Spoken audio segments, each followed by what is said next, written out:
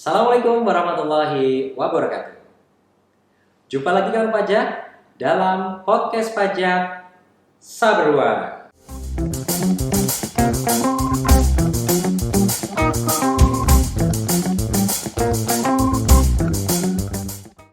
Halo kawan pajak semua, gimana kabarnya?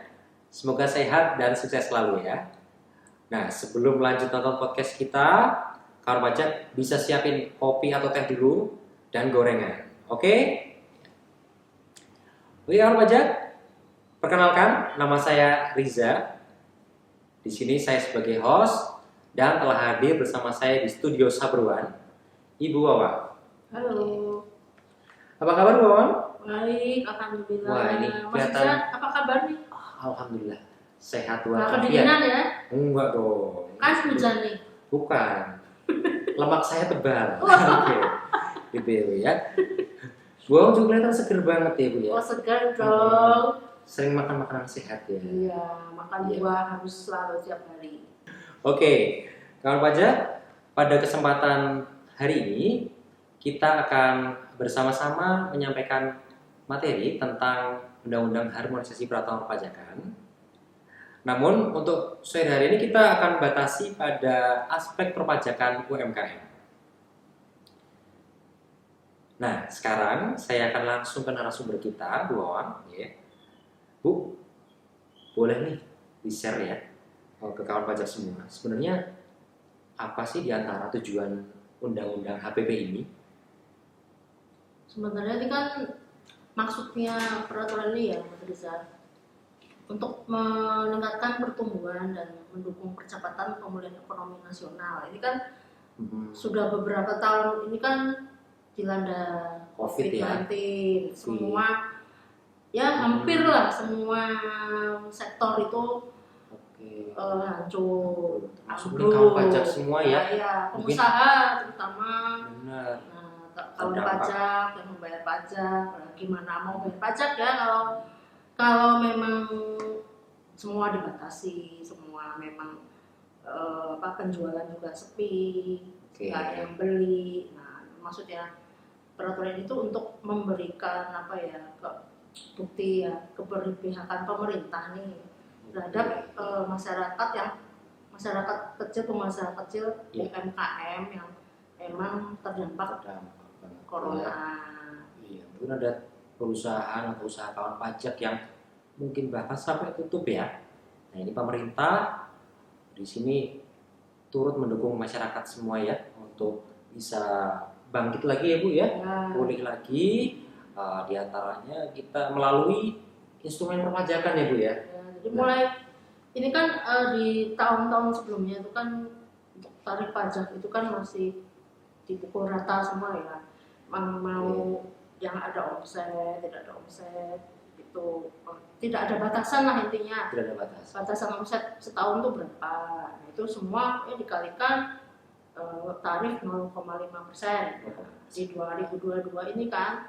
Jadi harmonisasi peraturan bahwa ada batas omset. Jadi yang misalnya pengusaha omset dan brutonya tidak lebih dari 500 juta setahun itu tidak dikenai pajak penghasilan alias 0%, diskon gitu. besar-besaran begitu. Diskon Bisa. besar-besaran.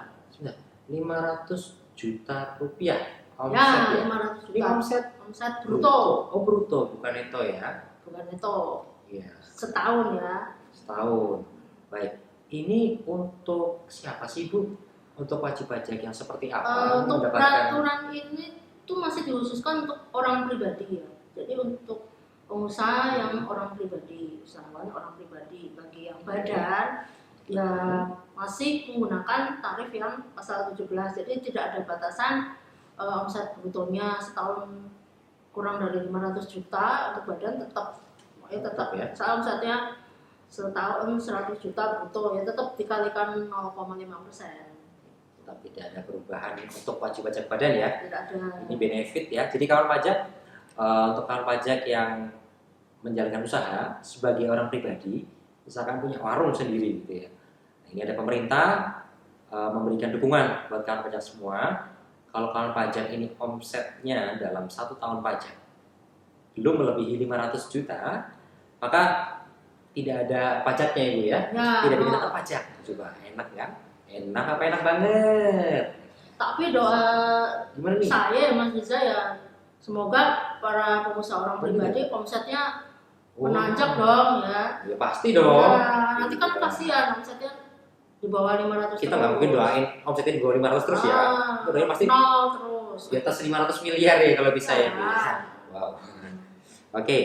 Kemudian gimana sih Bu? Mungkin bisa diberikan gambaran ya. Perhitungannya tuh seperti apa? Mungkin dalam hitungan sederhana ya. Kurang lebih masih mirip seperti yang sama kalau saya bilang, seperti yang sebelum peraturan harmonisasi perpajakan ini berlaku. Jadi tetap setiap bulan mencatat peredaran brutonya nih. Kan tanggal 1 sampai tanggal 30 atau 31 dicatat setiap akhir bulan itu peredaran brutonya berapa ratus juta, atau misalnya 0 ya udah 0 ya kan.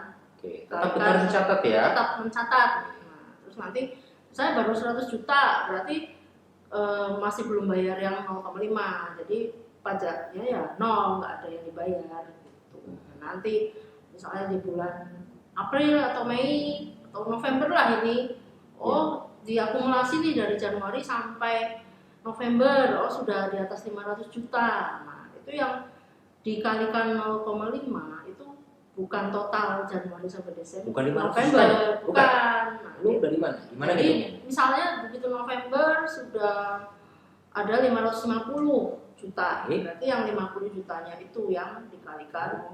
Gitu. Jadi dikurangi dulu 500 juta ya? Ya, yang 500 jutanya tetap diberikan untuk haknya wajib pajak. Gitu. Jadi misalkan omsetnya sampai November 550 juta tadi katakan seperti ya. Maka untuk November itu tadi berapa sih pajak yang harus dibayar? Hitungannya 550 juta dikurangi dulu 500 juta sebagai batas tidak kena pajak tadi. Kan didapatkan 50 juta Ibu ya. Baru dikalikan tarif 0,5%. Oh, ternyata tidak dari 500 jutanya. Jadi tetap mendapat diskon yang 500 juta. Oke, ini memudahkan sekali kalau pajak Ibu ya. Biar mereka meskipun omset di bawah 500 juta bisa tetap cuan ya Bu ya. Ya. Baik Bu. Nah, lalu gimana cara bayarnya Bu? Oh ya, kalau untuk bayarnya ya, ingat-ingat ya kawan pajak, yang bayarnya adalah di bank ya, tidak di kantor pajak. Kantor pajak tidak menerima pembayaran. Jadi nanti setelah dihitung omsetnya dikalikan 0,5% itu kan jumlah pajak yang harus dibayar. Itu yang dibuatkan kode billing, kode setor. Ya. Setelah itu membayar di bank ya, dengan membawa kode billing tersebut dan uang yang harus dibayar ya. Nanti kalau nggak banknya bingung ya, cuma billing doang, duitnya mana nih? Tetap harus bawa uang. Ya. Atau minimal punya saldo ya. Ya, atau kalau misalnya punya internet banking, nggak perlu repot-repot ke bank. Jadi tinggal input saja di internet banking itu kode billingnya. Dan bisa e-commerce juga ya Bu ya? Ya bisa. E-commerce juga bisa ya. Nah, kawan-kawan pajak kan pasti punya e-commerce nih di HP-nya. Itu juga bisa dijadiin sarana untuk bayar pajak ini ya, gitu Bu ya, benar ya? Betul. Tergantung e-commerce juga tuh Mas Riza. Saya dengar-dengar malah ada e-commerce yang masih diskon tuh yang kepada yang bayar pajak dari e-commerce ya. Ada yang kayak gitu ya? Betul, yang dapat, tapi tergantung e-commerce-nya. Tergantung ya. Pokoknya semua diinstal aja ya aplikasi e-commerce itu ya, kalau gitu ya. Ya. Nah itu pembayarannya jangan lupa maksimal tanggal 15 bulan berikutnya ya. Jangan sampai terlambat. Tanggal 15 bulan berikutnya ya? Ya, lebih cepat lebih baik. Lebih terlambat 1 hari nanti itu sanksi denda. Ada denda. Baik. Ini ada laporan bulanannya nggak Bu? Kalau laporan bulanan nggak ada Mas Riza. Nggak ada ya? Jadi tanggal bayar itu sama dengan tanggal lapor.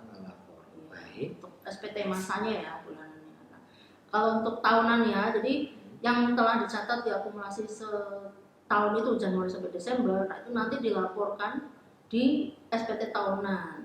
SPT tahunan ya? Hanya melapor apabila tidak ada usaha lain yang terkena pajak gitu loh. hanya lapor. Jadi jangan takut lah nanti lapor SPT tahunan survei lagi nih, enggak. Kalau pakai PPh final nggak lapor lagi ya? Namanya juga Nggak lapor lagi, nggak nggak bayar lagi, hanya lapor. cuma lapor saja di SPT tahunan. Jadi makanya kawan pajak perlu untuk mencatat ya semua omset bulanannya dengan baik supaya nanti memudahkan pada saat pelaporan SPT tahunannya, gitu Ibu ya. Iya.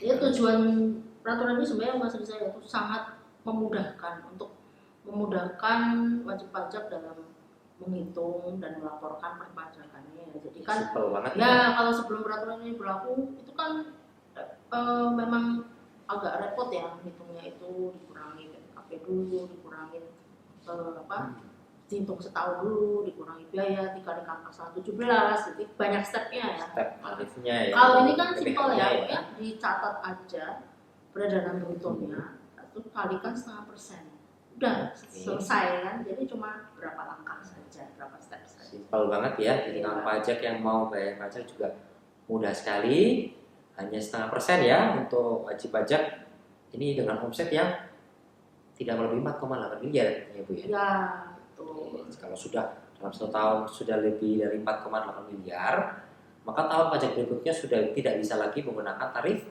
PPh final yang 0,5% ini. Oh, ini ibaratnya masih diskon besar-besaran Mas Riza. Kalau dibandingin ya dulu itu kan misalnya ya omset per bulan itu 100 juta. 100 juta per bulan, oke. Itu kan langsung dikalikan 0,5. Jadi nggak nunggu 0,5 ya. Nggak nunggu dulu 500 juta. Kalau ini kan Mas perbedaannya kan sekarang kalau sebulan 100 juta. Oh, jadi setahun ini belum ada. 1,2 miliar berarti. Nah, 1,2 miliar, katakan 1,2 miliar. Ini misalkan dibandingin ya, membandingin nih. Iya, Sebelum adanya undang-undang harmonisasi perpajakan ini tadi, gimana hitungannya ya? Omset setahun 1,2 miliar, maka PPh finalnya berapa Bu? Kan 1,2 miliar langsung dikalikan 0,5% ya? Nah, totalnya ya. Berarti kan 6 juta kan? 6 juta dalam setahun lah nih hitungannya. Ya. Nah, setelah ini berlaku kan dikurangi dulu haknya yang tadi dapat diskon besar-besaran 500 juta. 500 juta dulu tadi ya, dikurangi 500 juta dulu. Jadi kan yang dikalikan 0,5% ya sisanya itu aja. Tapi harus per bulan dulu ya. Kita nggak bisa tahu kan, masa kita seperti peramal tahu duluan yang kita berapa. Oh, iya. Soalnya masih di bulan Maret lah. Masa kita mau menghitung omset kita sampai Desember kan enggak kan. Betul. Jadi kita hitung aja per bulan dulu. 100 juta, misalnya bulan ini 0, ya sudah 0, nggak ada yang dibayar ya kan? Oke. Jadi suatu bulan baru kelihatan ya, 500 lebih dari 500 juta baru dihitung PPh-nya. Semoga ya mudah, lebih gampang. Yang penting dicatat dengan baik ya, dengan rapi tiap bulannya. Semua struktur penjualan itu direkap dengan baik sehingga nanti bisa mudah kan ketika kawan pajak mau lapor. Mau menghitung untuk PPh-nya sudah terakumulasi atau belum 500 juta, dan untuk pelaporan SPT tahunnya juga nanti kawan pajak bisa lebih gampang lah untuk melaporkannya. Baik Bu Wawan, ada tambahan lagi? Cukup sih Mas Riza, nanti cukup ya penjelasannya. Baik kawan pajak, kami ucapkan terima kasih kepada seluruh kawan pajak yang sudah menyimak podcast pajak Saberban pada sore hari ini. Mudah-mudahan apa yang kami sampaikan hari ini bisa memberikan manfaat untuk kawan pajak semua. Dan jangan lupa kawan pajak untuk like, subscribe, dan juga bunyikan lonceng ya. Ikuti terus channel YouTube KPP Pratama Jakarta Sawah Besar 1 di podcast pajak berikutnya. Baik, saya Riza. Mohon maaf apabila ada kekurangan dalam pembawaan pada sore hari ini. Salam sehat dan sukses selalu untuk kawan pajak. Assalamualaikum warahmatullahi wabarakatuh.